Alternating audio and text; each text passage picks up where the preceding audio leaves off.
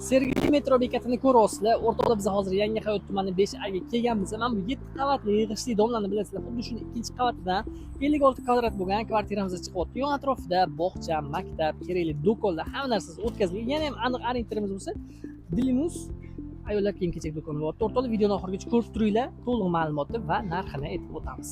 Eshikdan kirganingizda sizlarni mana shunaqangi yo'lak kutib oladi. O'ng tomonda bo'lsa oshxonamiz, oshxonada hamma mebel texnikalari joylashtirib qo'yilgan. Bu yoqda bo'lsa mehmonxona o'rtoqlar. O'zingizlar ko'rib baho berib qo'yasizlar. Juda ham chiroyli shinam qilib ishlab qo'yishibdi. Demak, yuvinish xonasi, hojatxona va bu yoqda bitta radiatsiya spalnisi bo'lyapti o'rtoqlar. Mana bu yoqda bo'lsa bolalar xonasi joylashgan. Ko'ryapsizlar. Videoni shu joyda yakunlaymiz o'rtoqlar. Uyni ko'ryapsizlar o'zingizlar. Bitta baho berib qo'ying. Bir marta eslatib o'taman, biz hozir Yangi Hayot tumaniga kelganmiz. Orientir shundoqqina Sergeli metro bekati bo'lyapti o'rtoqlar. 56 kvadrat, ikkinchi qavatda joylashgan.